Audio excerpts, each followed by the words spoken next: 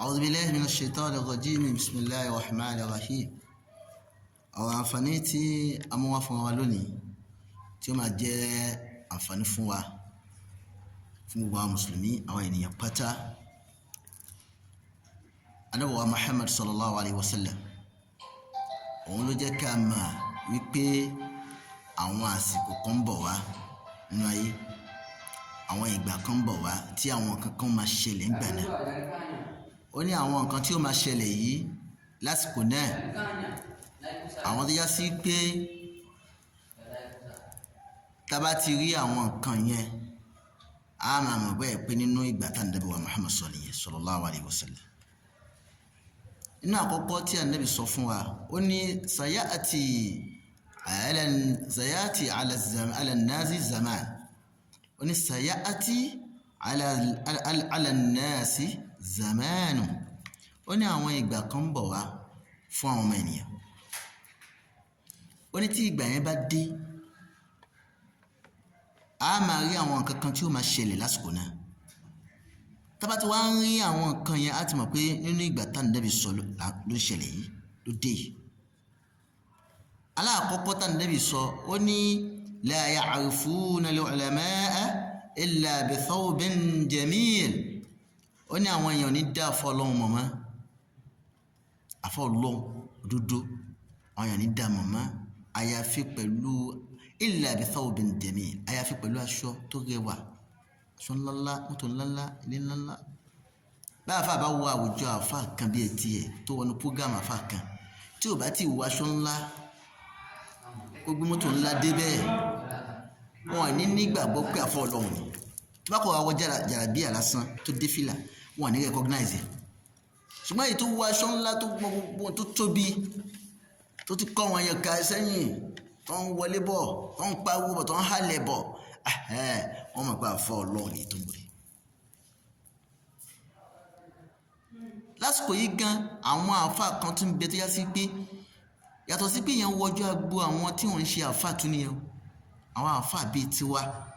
àwọn àfà ara wa gan wọ́n recognize àwọn àfà bíi tiwọn tó jẹ́ àfọ́ ọlọ́run mọ́ tó bá ti lówó. Wọ àfà tó bá bẹ́ẹ̀ kó recognize àfi kó náà ló lówó. Ìyẹn ló fà táwọn àfà náà fi ń sáré àsájù àsápà wọn náà fẹ́ ní owó ìṣáàní.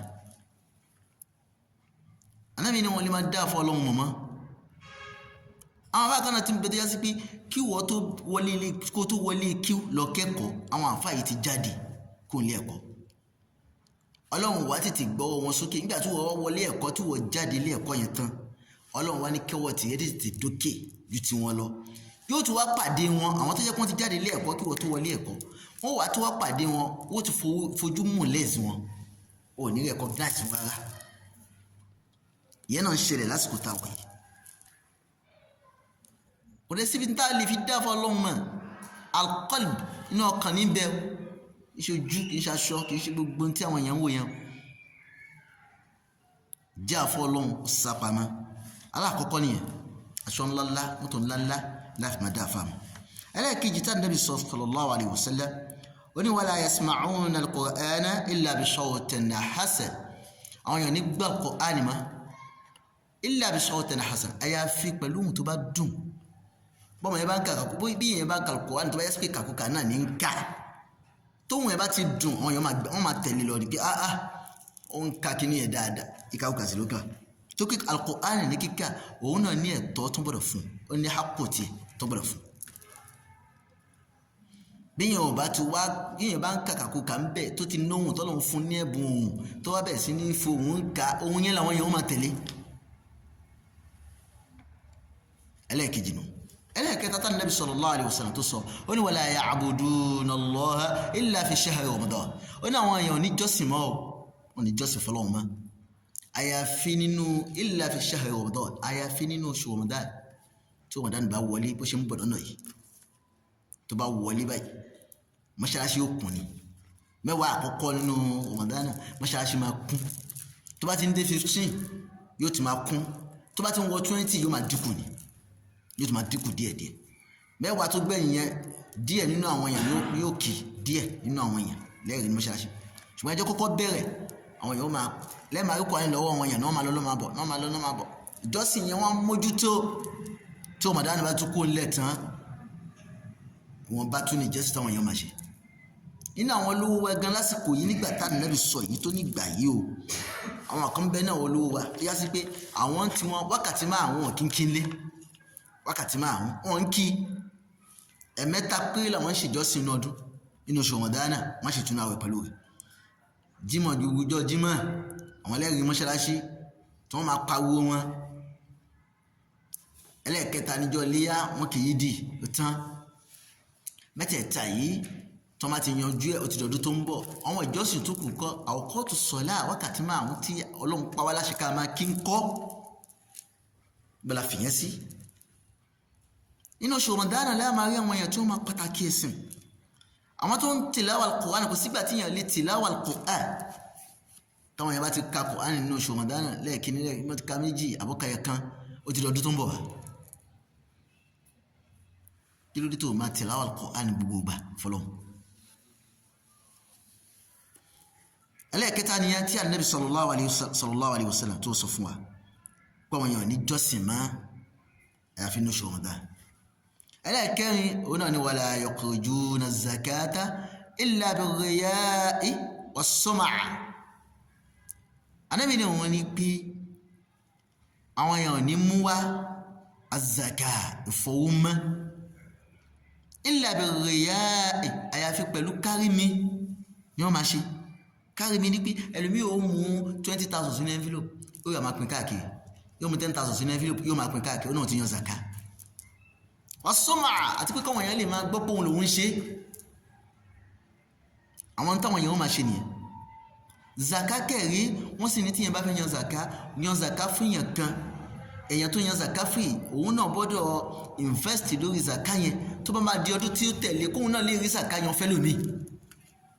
mo ṣe ní ká yan zaka nìyẹn kó sì lè máa kó òun sílẹ̀ ṣùgbọ́n mélòó lẹni tí yan zaka mọ́ lónìí owó tá a sì ń kó jọ yẹn kò sí owó tó mọ́ àwọn ìjọba àwọn ń jalè olè ńlá làwọn wọ́n jí owó tó bọ̀ háyà nínú owó yìí náà làwọn náà ó ti wá ná fún àwọn èèyàn káàkiri ẹ̀dá kò sí owó tó mọ́ ni owó tó dọ́gbọ́n gbà lọ́wọ́ àwọn èèyàn ọ̀nà kan nìyẹn o lọ́nà oríṣiríṣi bẹ́ẹ̀ táwọn èèyàn ń gbà rí owó Ọlọ́run bá fẹ́ ṣàánú wa ló fi sọ pé zakatu yẹn náà ó pẹ̀lú 5 pillars of Islam ẹ mójútó tí a sì pé tí ẹ bá ti yan zaka yìí yóò máa fọ àwọn owó yẹn mọ́ fún yín ṣùgbọ́n mélòó lẹ́ni tí ń yan zaka mọ́ wọ́n tó bá mọ̀ nípa rẹ̀ béèrè fún tó bá mọ̀ nípa zaka béèrè fún Ànábì sallallahu alayhi wa sallam ó ní mẹ́rẹ̀ẹ̀rin tá a sọ yìí tó bá ti ń ṣẹlẹ̀ ẹ mọ̀ bẹ́ẹ̀ pé nínú ìgbà tí òun sọ pé yóò ń bọ̀ wá òun ló ti dé yẹn o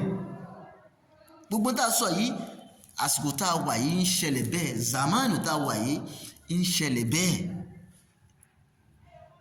tó pọ̀ káàkiri lákun gbogbo àwa tí fọ́nrán yìí bá déwájú wa ẹ jẹ́ àgbìyànjú láti share rẹ̀ kẹ́ bá máa like ẹ̀ kẹ́ bá máa comment lé lórí ẹ dákun àdúrà wọ́n gbà Ọlọ́run ní fi wálẹ̀ gbogbo ń tàkà yìí gbogbo àwa tá a bá jìn síbẹ̀ ẹ jà sákò ń bẹ̀ yẹn láàfi di ẹni mímọ́ lọ́dọ̀ Ọlọ́run jà sákò ń bẹ̀ o láàfi di ẹni mímọ́ lọ́dọ̀ Ọlọ́run níwọ̀ tó bá fẹ́ sọ̀kalẹ̀ dáadáa Ọlọ́run dákun káwá pọ́n ẹni tí ó sọ̀kalẹ̀ dáadáa sọ́dọ̀ rẹ lọ albarka Ànábì wa Muhammad sallallahu alayhi wa sallam la hawla wala quwwata illa billahi al-aliyyil azim. Assalamu alaikum wa rahmatullahi.